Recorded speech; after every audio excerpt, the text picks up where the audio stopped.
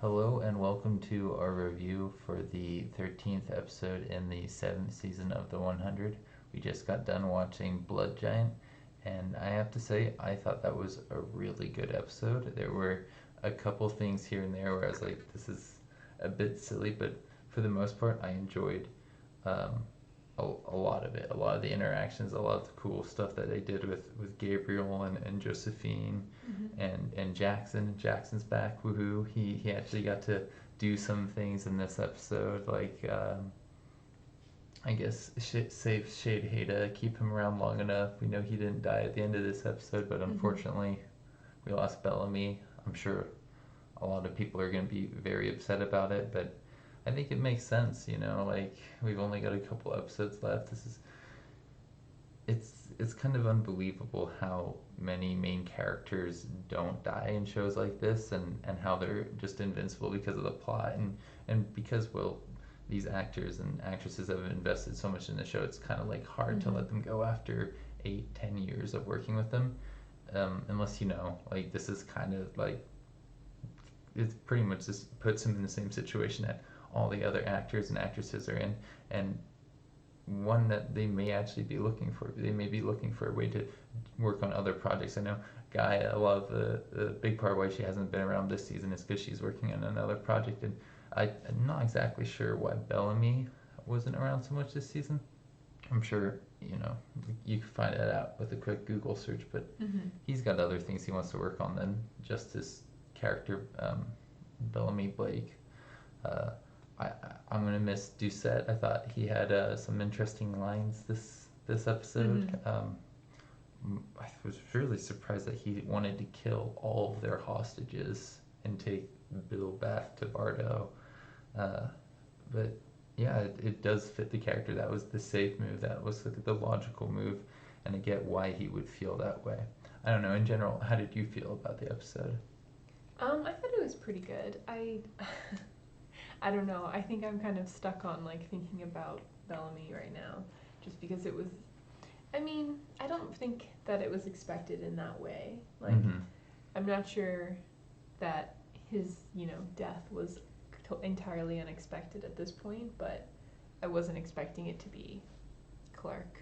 Yeah, You know. that was a little bit hard to believe that she would shoot him before killing the other disciples, and she left without getting the book, but she was willing to shoot him in the process. It's a little bit out of character, but I guess she was just being desperate in that moment, Yeah. For whatever reason, she wasn't thinking straight. To show the follies of human emotion. I mean, she had some of the antitoxins, so she shouldn't have been going crazy from that. That I don't think should have been a problem for her, but I forget exactly how the antitoxin works. It seems like once they had a little bit of it, they were okay for the rest of the, um, I don't know what you'd call it, outbreak. The red toxin. I think we weren't really sure why they called this episode Blood Giant, and I'm pretty sure it had to do with the fact that the red, uh, whatchamacallit, that causes the toxin. The red sun. Yeah, basically is the blood giant. It causes a lot of blood, or maybe it's kind of like how the crystal giants are the people that took the last test. Maybe the blood giants are our characters, our crew, because they're killing a lot of people. Like, I don't know if that counts, but it seems like semi-logical, especially given how many characters died, and yeah, how much blood was on our crew's hands. It wasn't like a lot of the main cast died, apart from Bellamy. Who else died on the side of the people that we've been following for years and years and years? Anyone? Wait, what do you mean, like in this episode? Yeah, like we didn't lose Indra, we didn't lose like Murphy, we didn't lose Amori. It was Bellamy, and then like a lot of disciples. Yeah. As per usual. They don't seem to have a very long life expectancy, this poor disciples. As Getacrude, people died, didn't they? Yeah, that's true. From the bugs. Yeah, the bugs. The people that were with the ram, I think that was this Getacrude. Yeah, they died. They didn't last very long. It's too bad they didn't know the fire trick, and Yeah, that seriously. Clark and everyone else conveniently were prepared for. I guess they Quick, everyone, grab a torch. It's yeah, so silly. they missed that like preparation meeting. The Forest Gate crew are off out in the forest doing something. Who knows what? Also, like, how Hanging out in far away trees. were those bugs? I feel like bugs fly kind of fast. Yeah. Like, realistically. Anyways, whatever. We're talking sci-fi here. You can only Yeah. be so realistic. It's, Um, I thought the stuff with Maddie and those kids was really interesting. The cog, the children of the Gabriel person kid, uh, saving the faithful's the faithful kid's dad after the faithful kid was like, "You don't deserve to pet the dog," was kind of like, I thought really one of those nice heartwarming moments. And I didn't really like that a kid was able to sneak up on Nikki. I guess he's a children of the Gabriel, so he's kind of supposed to be sneaking. That's part of it, why he was able to do that. But you know, that a lot of this stuff with Nikki, I was a little bit uncomfortable with this episode. I didn't think that it was very well done. I felt like it was very unbelievable that she'd go through such lengths to be able to confront Raven. She's, gotten a lot of people killed in Sanctum just to have the opportunity to kill Raven. And then when it got to the point of actually being able to do that, she saw she was in so much pain with doing what she did. She decided to let her live. I don't believe that. I just don't find that very believable from a character point of view. Like, she committed so much up until that point. I don't think she'd get to that point and realize, oh, you're right. Whatever his face, Hatch wouldn't like this. He wouldn't. Okay, now I see clearly. No. But at least Raven didn't die. I like Raven. I don't know. On some level, I feel like that would have it would have made sense for them to kill Raven off at that point, and then be like, wait, nobody's gonna expect another character to die in the same episode. We lose Raven, we lose Bellamy. It really ups the stakes for the remaining episodes. But no, we're just down Bellamy and a couple other side characters. Well, the other thing you didn't find believable about Nikki was that they just left her in the back. Yeah. Like, Everybody knocked out. forgot. Like, okay, Raven, you go hang out in the room where we left Nikki. Tie her up or anything? No. What the heck? Yeah, that was kind of. I mean, I know there were, other things on their minds, but come on. It's okay. There's enough people to tie up one chick. It's okay because they had enough redeeming qualities in this episode. For me, the stuff with Josephine and Gabriel, I thought were really cool. I thought it was nice for her to kind of call the last war the test. I feel like that's going to be terminology that we hear again. She introduced it. Gabriel's going to use that kind of wording, and that's just going to be how people talk. I'm pretty sure wherever Clark and all those people went is definitely where we're going to see Jordan and the others, because they don't have enough time to have to meet up with them if they're on a separate planet. There's not that much left in the show. Like, there's 3 episodes left? They have to find everyone in the next episode, right? Probably. There was a cool callback to Riker's Keep, which I'm not sure if you remember. That Priya's son, I think his name was Riker. He was a Nightblood that I believe Raven kind of had some kind of love affair with, maybe. I think they liked each other. Remember. It was very brief. I don't think Riker lived for very long, but yeah, he was the person in the machine shop. Okay, yeah, the tall one.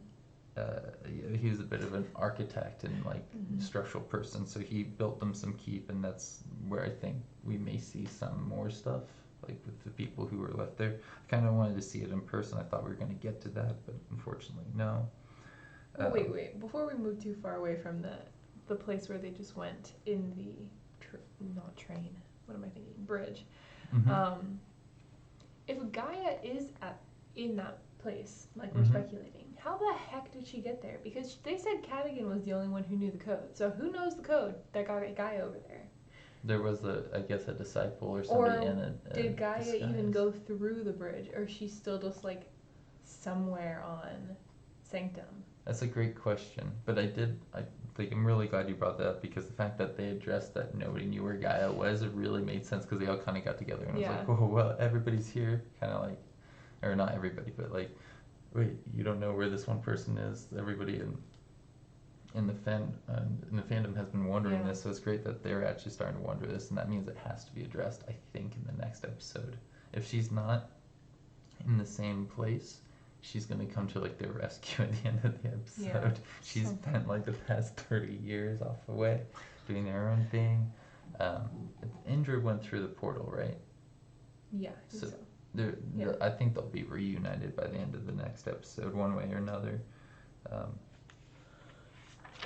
Murphy had a lot of great lines this episode. One of them was, one of my favorite was when Doucette was like, let's kill the hostages. And Murphy was like, that's not what Bellamy said. Because Yeah. Doucette was like, we should. That's not what he said.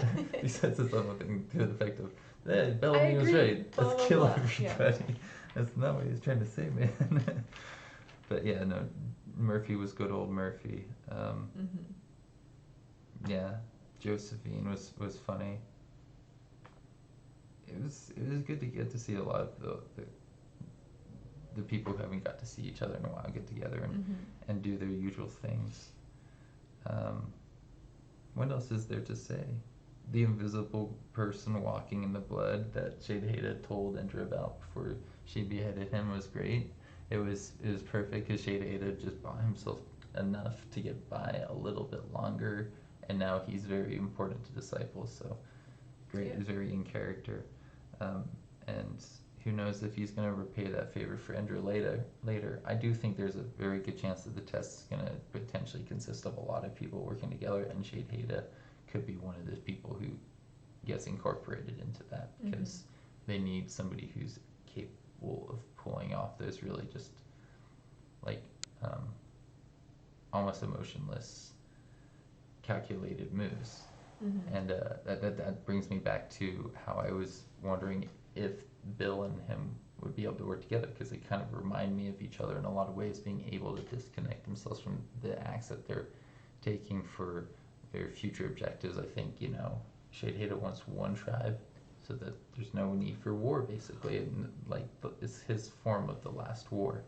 But they're just kind of alphas and incapable of like bowing to another person or serving another. They have to be in charge, and that's just part of their characters, and their ideology is just, it's secondary to what's more important, that they're the ones being listened to. Gabriel had a great line about working under experience of the toxin. I thought that was funny. Oh, yeah. I don't know. What else is there to say? It's been a really, really fun season. I thought that episode was, it's got me excited for the next few ones. Sad we don't have Bellamy, but they'll be able to do enough. And now it gives them time to actually develop the rest of the storyline and versus do character stuff with Bellamy and Octavia. Oh no, Octavia wasn't there. She didn't get to see the moment. Well, I'm wondering if Clark is even gonna tell everyone that she just like shot Bellamy, Yeah, I was gonna ask She why you might not. crying. Yeah. But also like She they're might all just gonna breathe. have this. Yeah. What? She might just be like, it's fine, nothing happened, Yeah. I'm okay, everything's so fine. Yeah. That'd be pretty Who wild. knows? Who knows what happened on the other side of that bridge? Like. Mm-hmm. I guess one last thing we should probably bring up is the flame is definitely gone now. Gabriel shot it. Maddie is the flame. Maddie's all that's left of the flame. I mean, it seemed like what he was doing was working. I thought what was going to happen was they were going to find out, well, there's nothing left on the flame because the flame has crawled out into Maddie. But no, I think that whatever Gabriel was doing with that machine was actually going to work. It seemed like it was working. It's interesting that the Flame and Bellamy had like pretty similar character arcs this season. Yeah. In terms of they disappeared for most of it and then came back and were immediately done away with.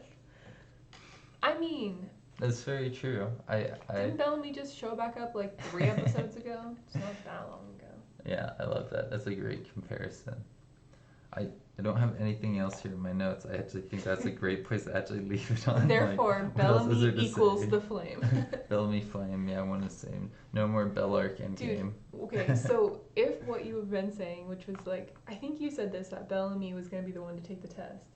You've speculated a lot of people, but I think you said Bellamy at one point. I was pretty sure If he was going to take over for Bill or something. I thought Bill was going to die in this episode. if that is true and Bellamy was supposed to take the test, now what? Does anyone get to replace him? Is everything all just like for naught? Are they actually gonna like go in a completely different direction? I think they're going to. Or will are they actually gonna have all the characters who like saw Bellamy and they have these like weird final impressions of like what the heck was he thinking? Are they Yeah. actually gonna understand what he was talking about? Or are they just gonna like not ever get that kind of If they have to send one person, it's Maddie. It just has to be. She's the only one with the memories, with her own experiences, um, and all the past experiences of the commanders that can, I think, really take the test properly. She's learned a lot. She's basically gained all the experiences or lessons that all of our cast, all the previous people, the main characters, learned the hard way. You know, like Murphy and Clark and Bellamy didn't have the quite the like worldview and understanding that she did it at at her age. When they were her age, they didn't have that much understanding, and they passed that along really well. And she's able to like lead these kids really well and effectively because of those people. I don't know. There's no one else other than maybe Octavia that would make a little bit of sense, but she's just a little bit too bloodthirsty. I think they might need people like that if they're able to bring multiple people, which I don't think there's necessarily anything against it. If the last war was a war, it wouldn't be one person fighting the war, you know? Like, yeah, but if it's a test, you know, tests are usually solo. Anyway. it's true. I'm trying to think of tests that you take as a team, and I can't think of any. Well, if you know of any, you help me out in the comments below. I'd love to win this little argument. No, I'm always right, so. It's pretty much true. That's not true. Anyways, I'm excited for the next one. I believe that's next week. And yeah, we'll see you then. Have a good one.